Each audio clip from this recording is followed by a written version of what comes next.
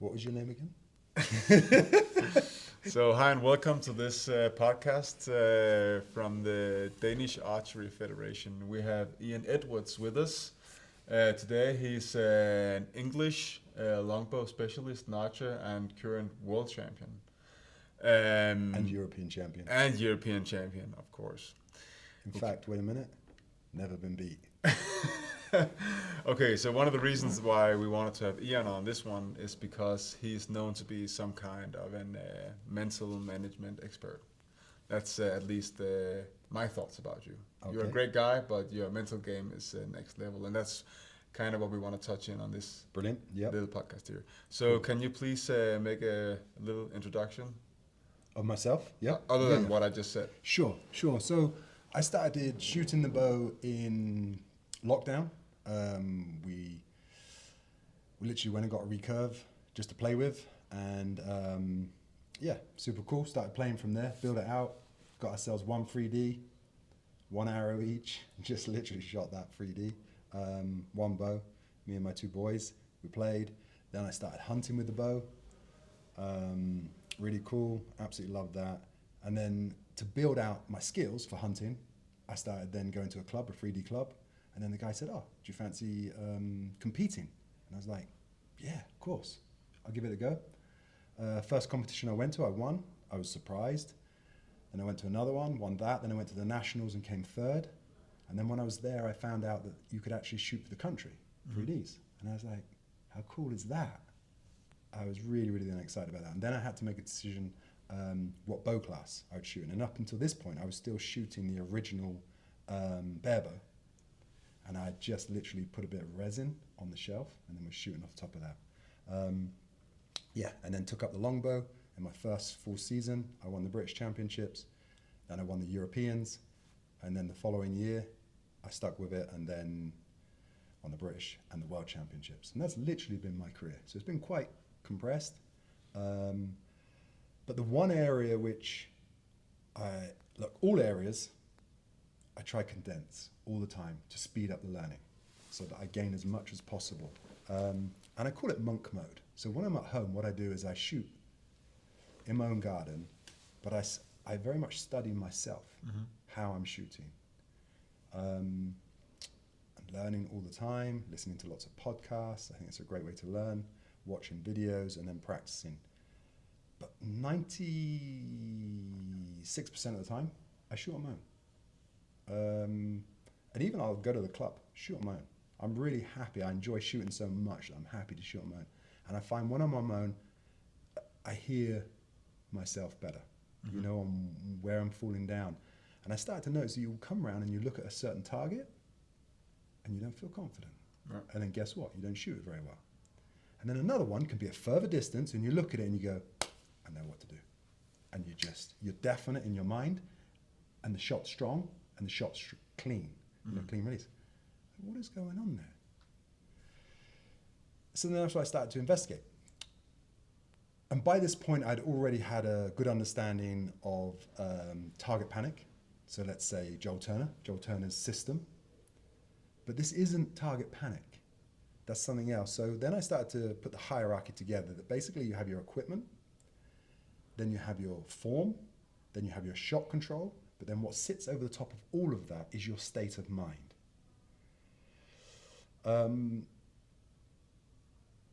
Okay, Lancaster. You know something about that? Yeah, a bit. Right. So, you have the perfect example of Lancaster, and this is not to pick fault or to say that you're good or anyone's bad or anything like that. I'm amazing. Just to use examples. Yeah, sure. All right? Okay. You have absolutely top-level shooters who have perfect form, perfect shot control, and they get on that stage and they fall apart. Why? Because their state of mind. And that is because, so then you go, what is happening there? And people are going, well, it's such a stressful environment. But there's no stress in any environment. There is no stress at any time other than inside your own head. And the only thing which generates stress is your self-talk. So in other words, it's, oh my God, that's Oliver. He's the champion, right? Mm-hmm. That's all just a self-talk. That's just a story. It's a narrative. It's not reality. It's just my reality of the story I'm telling myself. If I bring my wife in here to meet you, she'd just go, he's a funny guy with little feet. Right? She'd go, right? What is, she doesn't know you. So she has no narrative. Yeah. So she's built no ideas in her own head. So if this is actually the case, what I'm saying, that means we are generating the stress ourselves. There is no stress in the circumstance. When you switch on your go live on Facebook, Mm-hmm. from 1 minute you're in your own garden, you're still in your own garden. You're still Oliver, there's still the same target. What's changed? The story in your head. Mm-hmm. Okay. So what is happening then is the circumstance is generating the narrative to do with what you have had ideas about this circumstance before. All right, so this is the Lancaster and this means this. So then when you're at the Lancaster, it generates certain thoughts. Thoughts of, oh my God, I don't want to miss. Or not necessarily don't want to miss, but you understand what I mean? It generates that stress. Okay, so the question then has to be asked, can I generate my own state of mind free of the circumstance? So in other words, can I generate a state of mind which is not dictated by where I am? But how do you do that? Good question. Right. So a very basic way of doing it, one of the most basic ways to do it straight away is body language. All right? If you walk out, I'm sorry, we just got interrupted by the Russians. We won't stand that, so we'll put our F-35s on the wings. okay. Would you like me to continue? Yeah, please continue. Yeah. So if you walk out and you put one hand in the air like you did, Mm-hmm. what that does is that signals to yourself that I'm number one. So in other words, if you sit like this, you will feel down. Put a smile on your face. Try it now. How do you feel? Instantly, Better. you feel different. Mm-hmm. Okay, so body language is speaking to you. So what I say is your body is always speaking, meaning it's changing your state by the way you hold your body. So your body is always speaking and your body is always listening. So the listeners to this podcast will primarily be like Danish 3D shooters. Okay? And I know that a lot of people have issues with, they're walking a practice field or a training field or at home. Mm-hmm. They're feeling super much in control. They're shooting high scores. But Yep. as soon as they hit a tournament, Yeah. they will fall apart. Of Their course. process will die. Everything will just Yes, because turn into shit. yeah. What is your best, how do these guys prepare themselves for the situations that they'll be in? I'm coming to that. Mm-hmm. I'm coming to that. I'm first of all giving you the most basic thing that they can do is when they come onto the field, they adopt a body language which fills them with more confidence. So in other words, they don't walk out like this and they don't make silly jokes. So they walk out with what I call a slight arrogance. So they lift their head up and they put their hand up. Why? Because that signals to their brain, I'm number one. It also signals to your opponent that you're number one too. So your body's also speaking to their body now. I know. Right? It's very, very important. The way you stand is signaling to you. That's one. It's a very, very simple one. The other one is that you listen to your own self-talk and then you have prepared beforehand what is called a trigger. So you have prepared beforehand a set words which when you're in an empowered state of mind, when you feel really, really confident, you do an action like this, right? Every time you feel really empowered. And then what starts to happen then is that itself will develop a change of state. Mm-hmm. And for myself then, I will then drop what I call my power words. So in my mind, I'll say them or I quietly say them out loud. And I keep doing this and I'm building it. And it's building an energy and it builds a certain state of mind. And then when it's go time and I walk out onto the field, let's say for the World Championships, beforehand, they hold us in a small room. I'm sat there. I'm focused, I go quiet, I focus on my breath, and I bring my own thinking almost to a stop. So I'm not thinking, I just focus on my breath to draw myself out of my own thoughts. And then in that space, I drop the power word. Mm-hmm. And as that power word comes in, bang, You're ready. I'm unbeatable. That state, I'm unbeatable. I don't now. And then I marinate in that state of mind. And then I drop that power word again, and I marinate in it again. And as it happens, let's go. So I kind of know that technique, and I'm using the same thing. Like I always thrive in confidence, so I'll always be confident. I've seen so many times at competitions, when you arrive, and then people will start dropping excuses. Like, I slept bad this night. Okay, so let My bow is out of tune. All these things, so they have an excuse to fall back on. Yes, so when I said the body is always listening, so now the self-talk, what you're talking about, is weak. So that weak self-talk, the body is listening to, so then you start in a downward spiral. Like I was explaining, you're building an upward spiral, they're starting a downward spiral. So then the first bad arrow, it's like a nail in the coffin. It's like, I knew I wouldn't do very well. Head drops, that creates more self-doubt. They come up to the next target. I've never been very good on these ones, right? This sort of talk starts, right? It's that thing that you have to build confidence. Yep. And you have to and it takes time to learn. And a lot of people ask me, how are you so confident? And I learned it from American football, because it's the exact same thing. Yes. If you doubt in yourself prior to a game, you'll get crushed. Yes. And this thing is the same. Last year at the World Championships, the night before I was shooting Babiri at the gold medal match, I ate spaghetti, for dinner. Yep. And that was not a coincidence. That was because I knew that I was eating spaghetti the next day. And I was just building up that thing with, I talked him down in my mind. He's an amazing shooter. Yes, but yes. I had to talk him down and talk myself up. Yeah, that's it. And when I walked into that field, there was not a question of doubt in my mind that I would absolutely crush him. Yeah. The same thing I did at Lancaster. I walked in there with confidence, because if I would have walked in there with just like you said, all sad or crumpled down, well, then my inner self would not believe that I was going to win. So you're correct. And it's something which you naturally have, and you've learned from American football, and you have a slightly combative nature. So for you, it naturally comes. And others don't quite have that, so they're going to have to build it out. But there's a common mistake which you hear people say. Oh, I'm a bit nervous. I need to relax. No, what the state which you're in a state of fear. So you actually have to turn the boat around, and you have to start building a state of positiveness, a state of confidence. And trying to relax is like 5 shots in, 10 shots in, then I'll get more relaxed. Well, good luck at Lancaster, right? You get on the stage, 5 shots in, it's all over, right? It's over, right? You have to come out ready to go. So you have to pre-build that state. You have to be basically prepared to meet it head on. And really what's happening is they're going into a state of avoidance. And it's something which I used to train dogs, and if you bite dogs, attack dogs, and if you put too much pressure on a young dog, it goes into avoidance. It won't come forwards anymore. And it's all about building the confidence in yourself that you keep coming forwards.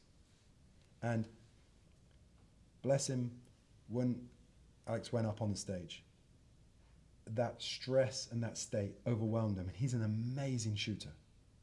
But I don't care who you are. If I put enough pressure on you, meaning you own that pressure in your own mind, no one can shoot a bow, right? No one can. So that's why, if we bring it all the way back to the beginning, state of mind is number one. Below it sits your shot control, because without shot control, you can't access your own form.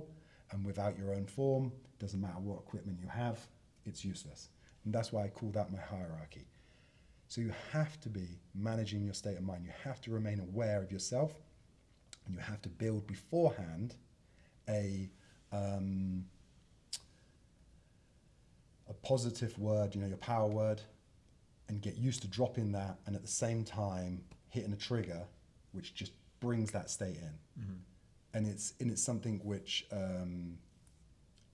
is quite common in NLP, where you would generate this state of mind, and you can do it through anything. You can do it through, like some people do it with like a smelling salt. They just smell that, and that was the trigger. You can do it through just literally like a click in your hand, or Tony Robbins, I don't know if you know Tony Robbins, but he's famous for it, where he'll smack his own hand like this and boom, he becomes alive from there. But that's the technique. But I think it's one of the things that you say that I can really recognize is the thing with, you know, the fight, freeze, flee. That's the state of mind that people, especially during finals, they'll reach. And I think that if you can manage to turn into fight mode instead of flight mode, yes, exactly, then you will overcome these things. Yep. Well, you will give yourself your best opportunity, because all this will do is allow you to access your full potential. Look, I went into the final, the gold medal final, and I shot with a longbow with wooden arrows, 81 points. The only person who beat me was you. You shot 82 points, right? Because I'm great. Right. You're great, and you're shooting a bever, right? So, you know, you would expect more, but okay. Look, all joking aside, so what it meant, it allowed me to access my full potential. You can't shoot better than your full potential. That's where your form comes in, your shot control, and so on. But the issue what most people are having is when they get to the big tournament, they can shoot great scores in the garden, and then when they turn up, surprise, surprise, you can't. Why? Because your state of mind's gone. Changed. Yeah, you're no longer in a positive state of mind. You've gone into a complete state of doubt and avoidance. You can't hold your bow, you've lost determination, you've gone weak, and then it just goes through the body. And then the body shows you it. You know, your legs start to shake, so on and so forth. Try and shoot a bow with shaky legs. I also have a feeling that people tend to like give up before they even start. Right. I have tried it so many times, especially when we go indoors through the winter and we reach like the first part of the eliminations. Then usually I will be first seeded, and then I will be meeting like number 16. And this guy will come up to this match and he will say, I could just as well go home, before he even shot his first arrow. And then I'd be like, why would you say that? Then why did you even come? Yeah. Because like if that's your mindset, I mean, I had a first time of beating number 1 as well. So if you don't believe that you're capable of doing that, then why are you being competitive? Like, you have to believe in yourself. If you doubt about your own capabilities as an archer, like, of course it's okay to be like realistic, but also you have to believe that it's possible. If you don't believe it, then no one will believe it. And that's that's the thing. Yeah, exactly. It's basically keeping yourself in a positive state of mind, and that positive state of mind will allow you to access your full potential. You could even having a conversation, right? You go and meet somebody who you're slightly in awe of, and what happens? You can't even find the words, right? That's how basic it is. But if you were then in a positive state of mind and you're really confident, and it was like just your friend next door, all of a sudden you can remember all the words, right? Why? Why can't you access your full potential when you're in a state of fear? Because you shrink. You doubt everything you go to say. But when you're in a confident state of mind, you go, that's 5 meters. I know the distance of that 3D shot, or I know how to do this, or you just give yourself the right message and you stay in the game. But I also believe that, like, if you're confident, you'll trust your gut. Yep, exactly. Like, you'll trust your gut. Yeah, you'll hear yourself clearly. Yeah, exactly. Exactly. Again, you'll access all of that. So that's why I say it's absolutely paramount. Your state of mind first. And it's not spoken about. In archery, you don't hear many people go, number 1 is your state of mind. You hear lots about form and now shot control through Joel Turner, which is amazing. That man's mapped out shot control, you know, through target panic really, really well. Brilliant. And others through form and so on.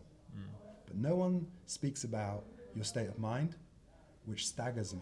When I come into this sport, I'm like, this sport is all about state of mind.